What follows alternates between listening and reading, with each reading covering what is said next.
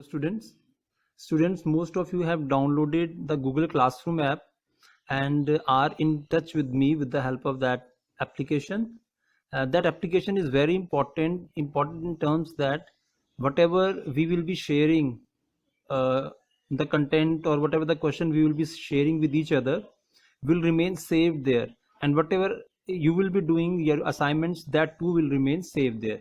So yesterday I have sent an assignment to you, and before that a PowerPoint presentation was also sent by me. So today I am discussing that PowerPoint presentation, and the first slide of that PowerPoint presentation is revisiting irrational numbers.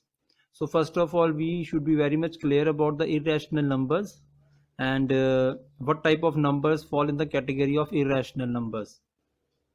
Then the theorem is there: if p is a prime number, that p is a prime number, p is prime,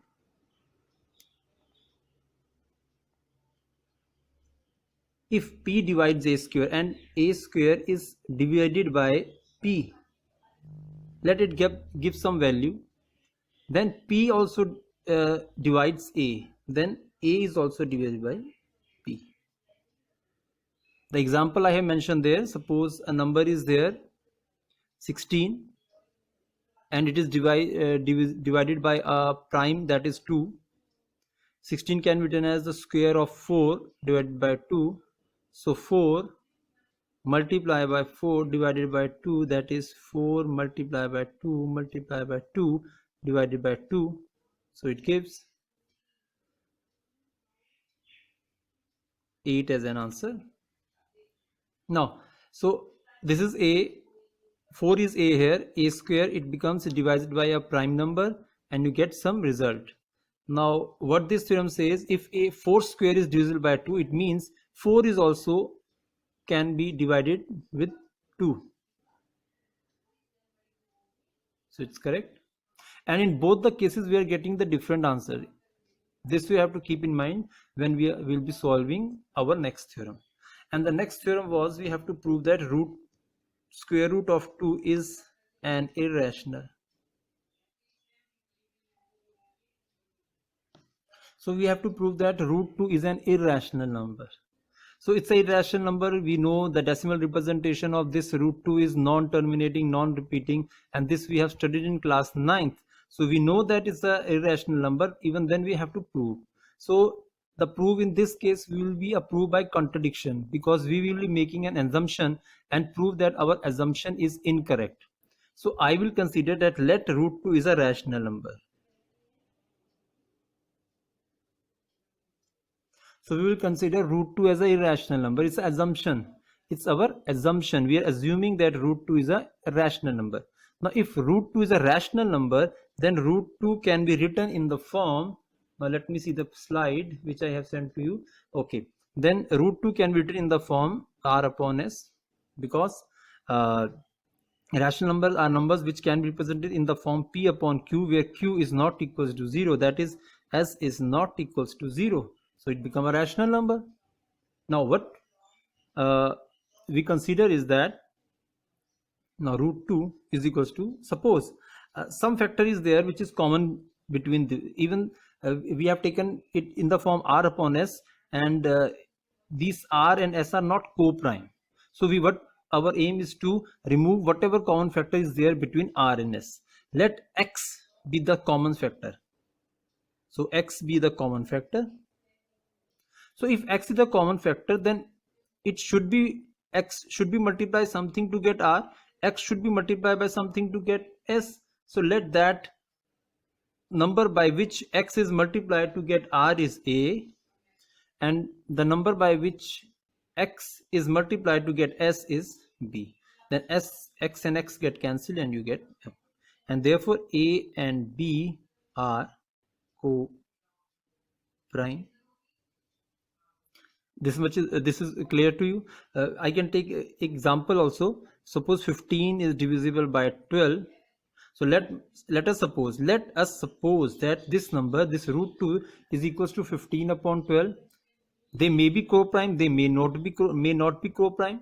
So we have to calculate the HCF of, we have to find the HCF of these two. Let the HCF is 3 then. So it becomes 3, 5 and 3, 4. I'm not writing the prime factors. 3 and 3 get cancelled and we get 5 upon 4. So now here this 5 upon 4 is a upon b. Now whatever the common factor was there, we have removed it. We have removed it and we are left with only co-prime numbers. It means that there is no factor which is common between these two, or these two number cannot be divided by a same number because they don't have any number common other than 1. This further can be written as b root 2 is equals to a. So what we did, we cross multiplied. Now squaring both sides. Squaring both sides. What do we get? Square of b, b square. Square of 2, root 2 is 2, and square of is, further I will write it and let it be equation 1. So now let us move further. Then now we get, what do we get? We get 2b square is equals to a square. It means on multiplying these two, this b square is ultimately a number, some number it may be. Suppose 2 square, then it will be 4, 3 square, then it will be 9, 4 square, then it will be 16, and so on. So on multiplying these two, you are getting a square. What does it mean? It means that a square is divisible by 2. Suppose if I am saying 2 multiplied by 5 is equals to 10, it means 10 is divisible by 2 as well as 10 is divisible by 5. So I am multiplying two numbers and I am getting a square, which is another number. So it means a square is divisible by 2, though a square is also divisible by b square, but that is not of my concern. I am bothered about only 2 because I don't know what is the value of b. So therefore a is divisible by 2. Now we did this example. 16 was divided, that 4 square was divided by 2, the answer was 8. But if you divide 4 by 2, you won't get 8. Some different result will be there. So on dividing a by 2, let the new value which we get is c. Further solving, a is equals to 2c. Again squaring both sides. We get a is square, 2 square is 4, and c square is c square. Let it be equation number 2. Now there was equation number 1 which says a square is equals to 2b square. Now there is equation number 2 which says a square is equals to 4c square. From equation 1 and 2. From equation 1 and 2, what do we get? It is 2b square is equals to a square and a square is equals to 4c square. So this we have taken help to compare these two. So 2b square is equals to 4c square. Now what factor is common between both is 2. Now again we are getting some number which is equal to the product of two numbers. This is also some number, it will give you some number. So again b square is equals to product of these two numbers. Hence b square is divisible by 2, therefore b is divisible by 2. Because on multiplying 2 by some number, we are getting b square. It means this number is divisible by 2. If the square of this b square of b is divisible by 2, then b is also divisible by 2 because 2 here is a prime number. So earlier we get a is divisible by 2. Then we get b is divisible by 2, but what we have supposed at the beginning of the question, we have assumed r as to be some number, then we have removed all the common factor and we are left with ab, and ab are co-prime. But what at the end we are getting?